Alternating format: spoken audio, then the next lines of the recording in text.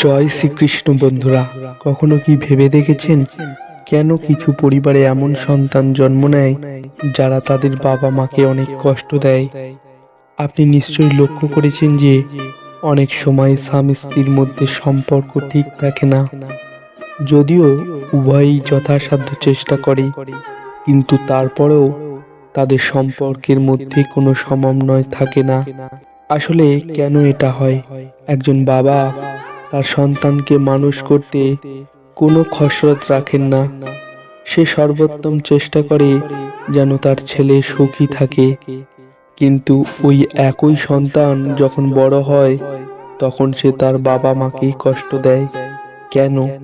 একজন ব্যক্তি তার খাদ্যাভ্যাস সম্পর্কে সতর্ক থাকে এবং একটি ভারসাম্যপূর্ণ জীবনযাপন করে, তবুও তার সমগ্র জীবন রোগ দ্বারা পরিবেষ্টিত থাকে। আর একজন মানুষ দিনরাত পরিশ্রম করেও দারিদ্র্যের মধ্যে থাকতে বাধ্য। কেন? কেন এমন হয়? বন্ধুরা, এমন অসংখ্য প্রশ্ন রয়েছে যা আমাদের বোধগম্যতার বাইরে। বন্ধুরা, আমাদের ধর্মগ্রন্থ অনুসারে আমাদের পূর্বজন্মে কৃত কর্মের ফল এই জন্মেই ভোগ করতে হয়। কর্ম ভালো হোক বা মন্দ হোক, অবশ্যই ফিরে আসে, কেউ বিশ্বাস করুক আর না করুক। কিন্তু এটা একেবারেই সত্য যে আমাদের কর্মগুলো অবশ্যই আমাদের কাছে ফিরে আসে। কিছু ঘরে এমন সন্তান জন্ম নেয় সে সুখ দেয়, আবার কারো ঘরে এমন সন্তান জন্ম নেয় সে দুঃখ নিয়ে আসে। কেন এটা ঘটে? বন্ধুরা, কোথাও না কোথাও এইসব আমাদের নিজেদের কর্মের ফল, যার কারণে এইসব ঘটে। বন্ধুরা, এই বিষয়গুলি বোঝার জন্য আজ আমরা আপনাকে এমন একটি গল্প বলতে চলেছি যা প্রতিটি মানুষের জন্য গুরুত্বপূর্ণ। এই গল্পটি শেষ পর্যন্ত শোনার জন্য অনুরোধ করছি। এতে আমরা আপনাকে বলবো যে পূর্বজন্মে করা কর্ম এই জীবনে আমাদের জীবনকে কিভাবে প্রভাবিত করে। বন্ধুরা, গল্প শুরু করার আগে কমেন্ট বক্সে লিখুন জয় শ্রী রাধে কৃষ্ণ। ভিডিওটি লাইক করুন এবং আপনার বন্ধুদের সাথে শেয়ার করুন এবং চ্যানেলটি সাবস্ক্রাইব করতে ভুলবেন না। তাই বন্ধুরা, আর দেরি না করে এই গল্পটি শুরু করি।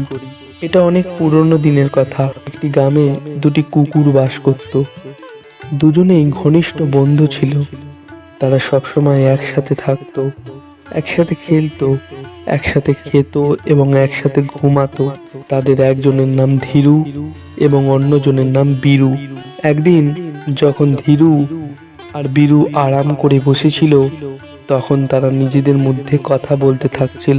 ধীরু বলল, বন্ধু বীরু, মাঝে মাঝে ভাবি আমরা কি এমন খারাপ কাজ করেছি যে আমরা এই জীবনে কুকুরের জন্ম পেয়েছি। সকাল থেকে সন্ধ্যা পর্যন্ত দৌড়াদৌড়ি করে ক্লান্ত হয়ে পড়ি, কিন্তু তারপরেও পেট ভরাতে পারি না। অনেক সময় দরজায় গেলেই লাঠি সোঁটা নিয়ে তাড়িয়ে দেয়া হয়। খেতে তো দূরের কথা, লাঠি দিয়ে পেটায়। ভীরু সম্মতি জানিয়ে বলল, বন্ধু ধীরু, তুমি একদম ঠিক বলেছ।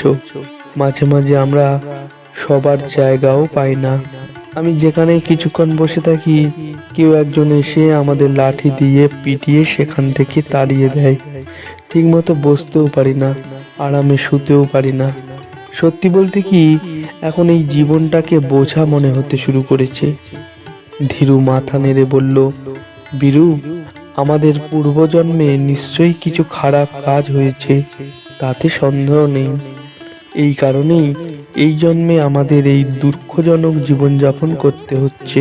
ধীরু আরো বলেন, বীরু, আমার মনে হয় আমাদের এখন কিছু করা উচিত। কেন আমরা ঈশ্বরকে দেখতে এবং সাধুদের আশীর্বাদ পেতে তীর্থযাত্রায় যাই না? আমরা উভয়ই উপকৃত হতে পারি। আমরা এই জন্ম পরিবর্তন করতে পারবো না, তবে অন্তত পরের জন্ম উন্নতি করা যেতে পারে। বন্ধুরা, এই ভেবে একদিন ধীরু ও বীরু তীর্থযাত্রা যাওয়ার সিদ্ধান্ত নিল। পথ না চিনলেও দৃঢ় প্রতিজ্ঞ হয়ে যাত্রা শুরু করলো। ধীরে ধীরে পথ পাওয়া যাবে এই ভেবে পরের দিন সকালে দুজনেই যাত্রা শুরু করলো। পথে যেতে যেতে রাত হয়ে গেল। গ্রামের বাইরে একটা বড় গাছের নিচে তারা থামলো। সারাদিনের ক্লান্তিতে তারা এতটাই ক্লান্ত হয়ে পড়ল যে সঙ্গে সঙ্গে ঘুমিয়ে পড়ল। সকালে ঘুম থেকে ওঠার পর আবার যাত্রা শুরু করলো। হাঁটতে হাঁটতে প্রায় দুপুর হয়ে গেল এবং দুজনেরই ক্ষুধা লাগতে লাগলো। ধীরু বীরুকে বলল, বন্ধু, আমি আর চলতে পারছি না, আমি ক্ষুধার জ্বালায় মরে যাচ্ছি। ভীরু বলে, ঠিক বলেছ বন্ধু, দেখো গ্রামের কাছে একটা ঘন জঙ্গল আছে, সেটা সামনে দেখা যাচ্ছে, আগে সেখানে একটু বিশ্রাম নেওয়া যাক, তারপর গ্রামে গিয়ে খাবারের কিছু ব্যবস্থা করব, হয়তো আমরা সেখানে কিছু খেতে পারবো। এই মুহূর্তে দুজনেই সেই গাছের নিচে বিশ্রাম নিচ্ছিল। তখন তারা দেখতে পেল কাছাকাছি কিছু ইঁদুর দৌড়াচ্ছে। ওই ইঁদুরগুলো দেখে বীরুর মুখে জল চলে আসে। সে মৃদু স্বরে বলল, ধীরু শোনো, কেন আমরা ওই 2-4টি ইঁদুর ধরে খাই না? এতেই আমাদের ক্ষুধা মিটে যাবে। ধীরু গম্ভীরভাবে মাথা নাড়িয়ে বলল, না বীরু, আমরা তীর্থযাত্রায় বের হয়েছি এবং তীর্থের সময় কাউকে হত্যা করা পাপ, ভুলেও না। এমন চিন্তা মাথায় আসলেও পাপ হবে। আমরা পুণ্য অর্জনের জন্য তীর্থযাত্রায় বের হয়েছি। আমরা যদি এই পাপ করি তবে আমাদের সম্পূর্ণ তীর্থযাত্রা বৃথা যাবে। ভীরু বলল, তাহলে অন্য কোনো সমাধানের কথা ভাবো, যাতে কোনো জীবকে হত্যা করা না হয় আর আমাদের পেটও ভরে উঠুক। একথা শুনে দুই বন্ধু সেখান থেকে এগিয়ে গেল। তাতে ওরা একটা মোড়ে পৌঁছে গেল। সেখানে একটা মন্দির ছিল। কিছুক্ষণ বিশ্রামের পর দুজনেই সিদ্ধান্ত নিল যে এখন তাদের ভিন্ন দিকে যেতে হবে। ধীরু বলল, আমরা যদি একসাথে যাই তাহলে আমরা দুজনেই আলাদা করে পেট ভরাতে পারবো না। যা পাবো তাই আমাদের দুজনের ভাগ করেই খেতে হবে, তাতে আমাদের দুজনেরই পেট ভরবে না। তারা দুজনেই সিদ্ধান্ত নিল যে তারা ফিরে আসার সময় এই মোড়ে দেখা করবে। যে এখানে প্রথমে পৌঁছাবে সে এখানে অন্যটির জন্য অপেক্ষা করবে। এরপর দুজনেই ভিন্ন দিকে হাঁটতে থাকে। হাঁটতে হাঁটতে ধীরু একটা গ্রামে পৌঁছালো। ওই গ্রামে এক স্বর্ণকার বাস করত। সেই সময় সেই স্বর্ণকার পূজা করছিলেন এবং তার স্ত্রী তার জন্য খাবার তৈরি করে প্লেটে পরিবেশন করছিলেন। থালায় পুরি, সবজি, ক্ষীর, ডাল, ভাত, আচার, দই ইত্যাদি রাখা ছিল। সেই স্বর্ণকার পূজা শেষ করে খাবারের জন্য বসতে যাবে, এমন সময় ধীরু তাড়াতাড়ি প্লেটে মুখ দিয়ে 2-3টে পুরি তুলে সেখান থেকে পালিয়ে গেল। তা দেখে স্বর্ণকার হেসে বলল, রাধে কৃষ্ণ, রাধে কৃষ্ণ। উঠে হাত ধুয়ে স্ত্রীকে বললেন, এই কুকুরটি খুব ক্ষুধার্ত দেখাচ্ছে, তাই দয়া করে তাকে এই প্লেটটি খাইয়ে দাও, হয়তো তার ক্ষুধা মিটে যাবে। স্বর্ণকারের বউ এসব মোটেও পছন্দ করেনি। সে রেগে বলল, এই কুকুরটাকে খাবো? কি বলছো? আমি এত পরিশ্রম করে এই প্লেটে সুস্বাদু খাবার তৈরি করেছি আর আপনি এই কুকুরটাকে খাওয়ানোর কথা বলছেন? স্বর্ণকারের মনে করুণার অনুভূতি জাগে। সে তার স্ত্রীকে বলল, তুমি ঠিকই বলেছ, কিন্তু এই কুকুরটা বোধহয় খুব ক্ষুধার্ত। কে জানে আজ তার ভাগ্যে এই খাবার লেখা আছে। কথিত আছে যে যে ব্যক্তি খাচ্ছেন তার নাম প্রতিটি দানার ওপর লেখা থাকে, তাই তাকে এই প্লেটটি দিয়ে দাও। এরপর স্বর্ণকার ধীরুকে পেট ভরে খাওয়ালো। সন্তুষ্ট হয়ে ধীরু মনে মনে স্বর্ণকারের জন্য প্রার্থনা করে আর আশীর্বাদ দিয়ে সেখান থেকে চলে গেল। অন্যদিকে বীরু এদিক ওদিক ঘুরে এক ব্যবসায়ীর বাড়িতে পৌঁছে যায়। গ্রাহকদের সঙ্গে ঝগড়া করে ক্লান্ত হয়ে বাড়ি ফিরেছিলেন ওই ব্যবসায়ী। তার স্ত্রী তার জন্য বিভিন্ন খাবার ও মিষ্টি প্লেট ভর্তি করে রেখে সেখান থেকে চলে গেলেন। ব্যবসায়ী যখন খেতে বসবেন তখন তিনি তার প্লেট খুলে খেতে প্রস্তুত হলেন। তারপর ভীরু সুযোগটা নিয়ে থালায় মুখ রাখলো, রুটির টুকরো নিয়ে পালানোর চেষ্টা করলো। এটা দেখে ব্যবসায়ীর মেজাজ বিগড়ে গেল। রাগে তার চোখ লাল হয়ে গেল।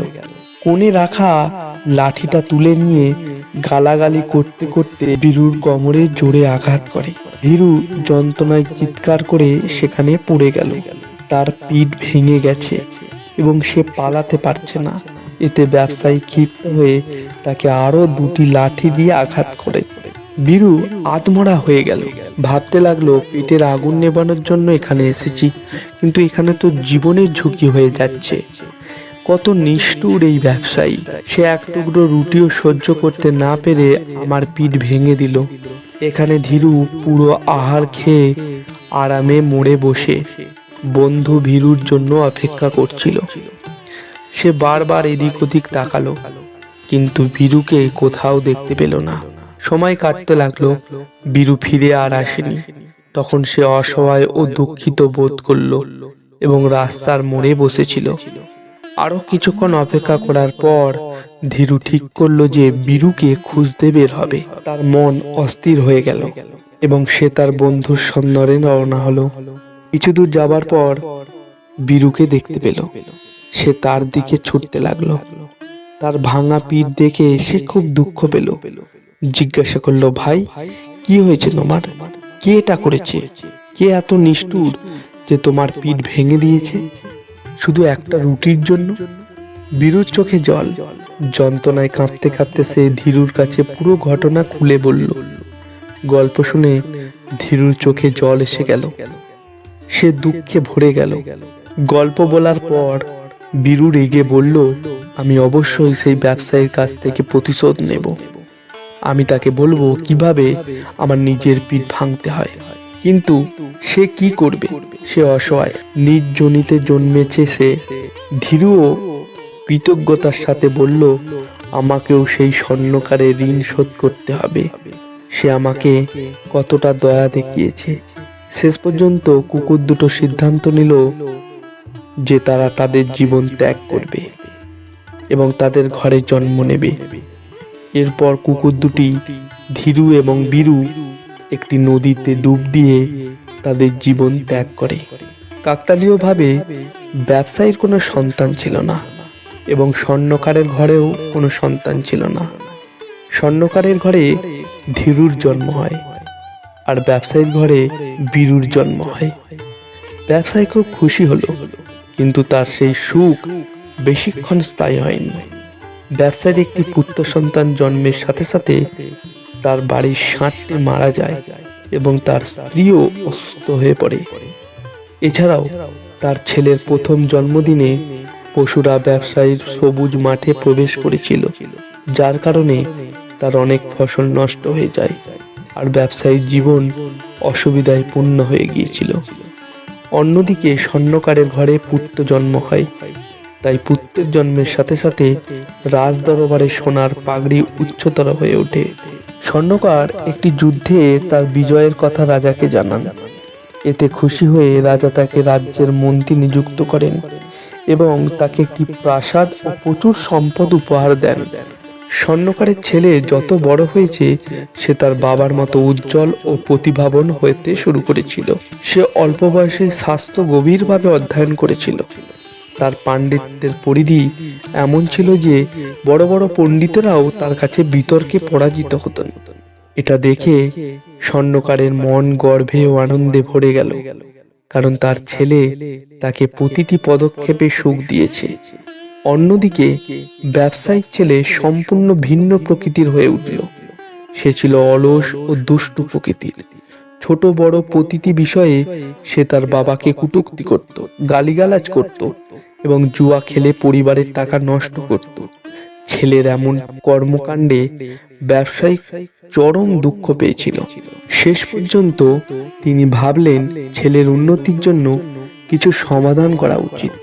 এই চিন্তা মাথায় নিয়ে তিনি একজন বিখ্যাত জ্যোতিষী ব্রাহ্মণের কাছে গেলেন।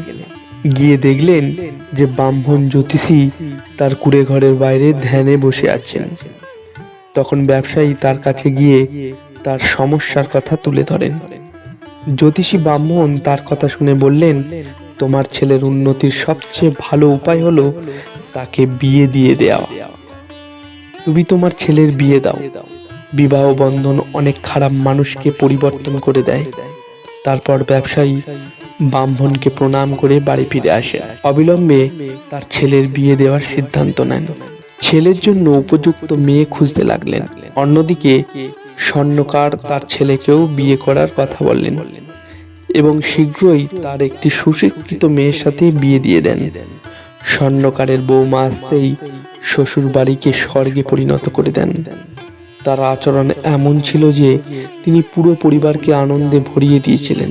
অন্যদিকে ব্যবসায়ীও তার ছেলের বিয়ে দিয়ে দেন এবং বিয়ের পরের দিনই ঘটল ভয়ঙ্কর ঘটনা। তার ছেলে হঠাৎ মারা গেল। পুত্রবধূ ঘরে ঢোকার সাথে সাথেই হট্টগোল সৃষ্টি করে এবং কান্নাকাটি করে শ্বশুরকে অভিশাপ দিতে থাকে। পুত্রবধূর কড়া কথা শুনে গভীর মর্মাহত হন ব্যবসায়ী। তার অবস্থা দেখে কাঁদতে কাঁদতে সে দেয়ালে মাথা ঠুকতে থাকে এবং চিৎকার করতে থাকে, আমার ছেলে যে আমার পিঠ ভেঙে চলে গেল। বন্ধুরা, এই গল্প আমাদেরকে শিখিয়েছে আমাদের কর্ম অনুযায়ী ফল ভোগ করতে হবে, এ জন্মের কর্মই হোক বা পূর্বজন্মের। এই গল্পের মতে স্বর্ণকার জীবনে ভালো কাজ করেছেন, যার কারণে সে সুখ আর গুণবান সন্তান পায়। আর অন্যদিকে ব্যবসায়ীর খারাপ কর্মের ফলে সে খারাপ ও দুষ্টু সন্তান পায়। এটা সত্য যে আমাদের জীবনে যাই সুখ দুঃখ আসে সেগুলো আমাদের কর্মের ফলই হয়। স্বামী স্ত্রীর মধ্যে ঝগড়া, অশান্তি বা অন্য কোনো সমস্যা, এসবই আমাদের পূর্বজন্মের করা কর্মের ফল। কর্মের ভোগ ধার্মিক ও আধ্যাত্মিক দৃষ্টিকোণ থেকে পাওয়া যায়। ধার্মিক ও আধ্যাত্মিক সাহিত্যে বলা হয়েছে, ভালো কর্ম করলে ভালো ও সদ্গুণ পরিণাম পাওয়া যায়, আর খারাপ কর্ম জীবনে কষ্ট ও দুঃখ আনে। তো বন্ধুরা, আশা করি আপনাদের এই কাহিনী ভালো লেগেছে। যদি আপনার ভিডিওটি ভালো লাগে তাহলে ভিডিওতে একটি লাইক ও চ্যানেলটিকে সাবস্ক্রাইব অবশ্যই করবেন। এই ভিডিওটি আপনাদের বন্ধুদের সাথেও শেয়ার করুন, যাতে তারাও ভিডিওটি দেখে উপকৃত হয়। কমেন্ট বক্সে লিখুন জয় শ্রীকৃষ্ণ। তো দেখা হবে পরের ভিডিওতে। ততক্ষণের জন্য আপনি আপনার খেয়াল রাখুন।